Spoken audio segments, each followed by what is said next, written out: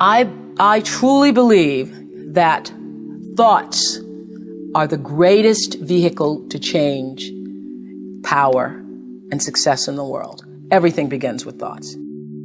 Your words become your reality. You are where you are today, in part because of what you've been saying about yourself. Words are like seeds. When you speak something out, you give life to what you're saying. If you continue to say it, eventually that can become a reality. Whether you realize it or not, you are prophesying your future. And this is great when we're saying things like, I'm blessed, I'm strong, I will accomplish my dreams, I'm coming out of debt. That's not just being positive, you are prophesying victory, prophesying success, prophesying new levels. Your life will move in the direction of your words. But too many people go around prophesying just the opposite. I never get any good breaks. I'll never get back in shape. Business is slow. I'll probably get laid off. Flu season is here. I always get it. They don't realize they are prophesying defeat. It's just like they're calling in bad breaks, mediocrity, lack. You can't talk defeat and expect to have victory.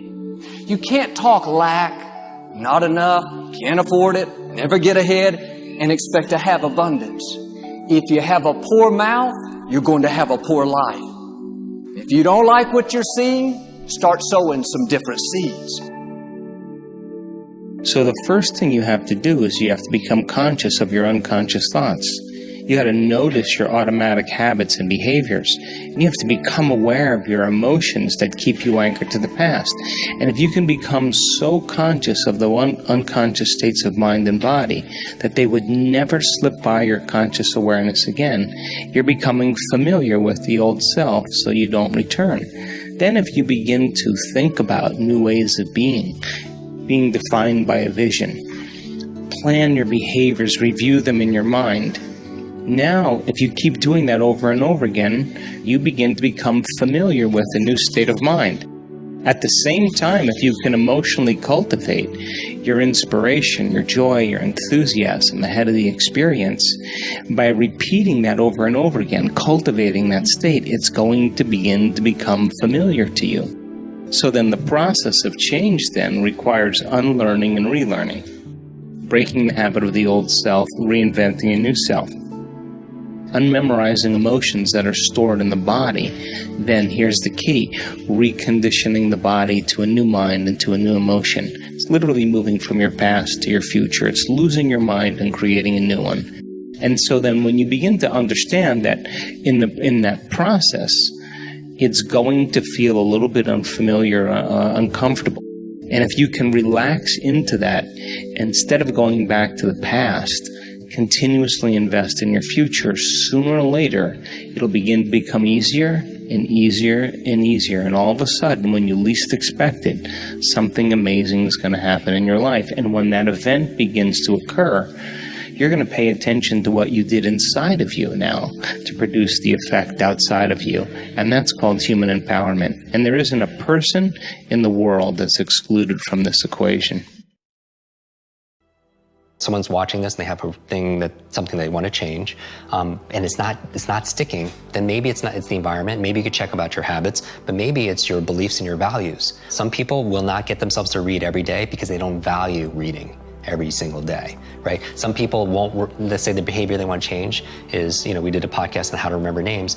I could teach them step by step on how to remember the name of most people that they meet, yet they won't do it because they don't value it, or because that's not important to them, or they don't believe that they can, right? Just like we talked about earlier, saying your brain is like a supercomputer, and your self-talk is a program it runs. If you tell yourself not to go to remembering names, you will not remember the name of the next person you meet because you program your supercomputer not to. They don't have a belief that enables that. So when I say all behavior is belief-driven, if you want to do this behavior, whatever it is, journal, whatever it is, then you need a belief that allows that to happen, because that's the program that allows it. So how do you get that belief? Because you're going to feel like you're faking it.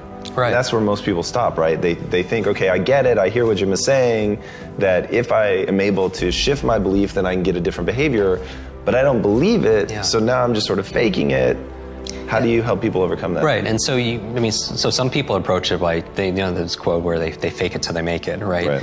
So my thing with belief is, like when I do trainings in groups or online, my favorite way of changing a belief is getting them to do something they never thought they could do, because it opens up another possibility. Like what? So for example, in 1954, Roger Bannister, he broke the 4-minute mile, right? And so, which is amazing, right? Throughout human history, nobody could run a mile in less than 4 minutes. Now, if you look into it, how he was able to do it is he would visualize himself crossing the finish line, looking at the clock, and it says 3:59. Because he knew that success is an inside-out process. That first it had to happen in here in order for it to happen out there, right? Dr. Wayne Dyer has his famous phrase where it's not, oh, I'll believe it when I see it. It's like, I'll see it when I believe it, because it's the opposite, right? And so I always like modeling the outliers where most people kind of dismiss them. I was like, well, what's going on there that allows this person to get this kind of result, right? And so with Roger Bannister, he saw it in here, be able to produce it outside, just like any innovator or inventor or writer or any creator, right? But what was interesting is, after that, what happened? Nobody could do it from the beginning of humanity. All of a sudden, one person does it. What happens after that? Everyone starts doing it. And so that's the thing. Now, what happened? Was there a big change that year in, training methodology and nutrition? Or no, it was a change of belief, right? Because the belief back then was, if you ran a mile in less than 4 minutes, not only would you die, it was your heart would explode in your chest. And think about that would, and I'm a runner, right? That would keep me not just running, that wouldn't keep me from running that would keep me from running, period. Right? And so my thing is that was a change of a reference. That shook up a belief. So my goal with people when it comes to learning is get themselves to do something they never thought they could do. And then it opens up another possibility. It literally opens up their nervous system for something, what else could be possible. When I grew up, we didn't have we had no money, right? I had no education because I was a very learning challenge. I didn't know anybody, right? So I feel like it's not, when people that's where they'll go though. When there's a stopgap between where they are and where they want to be, they'll say, oh, I don't have the money, or I don't have the education, or I don't have the intelligence, I don't have the network, or anything else like that.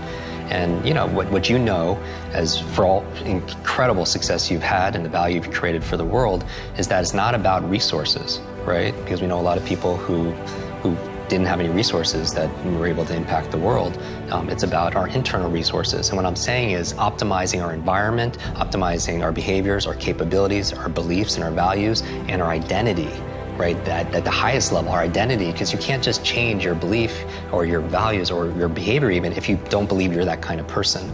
That's why I kind of always go to the superhero mythos, because I want people to claim that identity. I call it the superhero you, that version of ourselves, that we're not waiting for Superman or Batman or Wonder Woman. It's like, you are Wonder Woman, you are Batman, you are Superman. It's just we have to commit ourselves to be able to unleashing. Just starting there and being able to reflect and observe the different voices inside of us is a great place to start your self-awareness. Because the biggest challenge is that most of us don't know what we're listening to.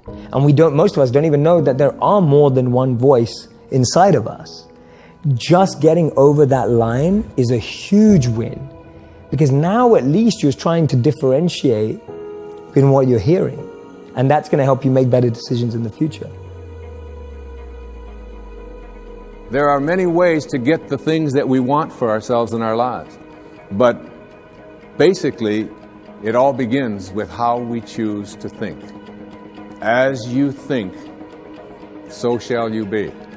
7 little words that I think are perhaps the most important things that we can learn and master in our lives.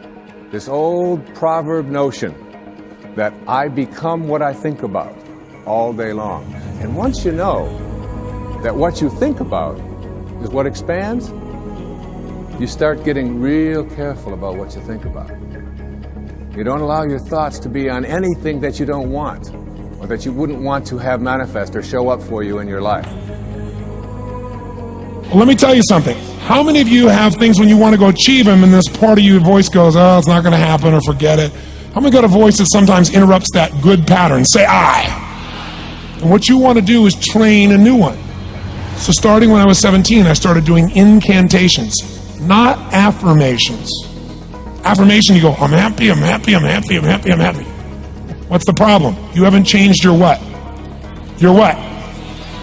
Physiology. If you don't change your physiology, you won't get anything. So an incantation is not only you speak it, but you embody what you're saying with all the intensity you can. And you do it with enough repetitions that it sticks in your head. Like It's a Small World, now the conversation in your head is always the same and it gives you what you want. So you use your body and your voice. So 17 years ago, I started doing things. I was working for Jim Rohn, this speaker, and I was 17 years old. I had long hair, minestrone soup, acne on my face. And I was trying to call on Bear Stearns type of people and convince them why they should go to this man's seminar and be more successful. I was driving a 1968 Volkswagen that I had earned at $40 a week as a janitor. The only way I did it was park far from the building and then go in, and I love people and I believe, but I put myself in state, and I was able to influence people that were far more successful than I was at the time. I would do something that I still do backstage and have done for 23 years because I don't hope I'm going to be in a good state, I demand it.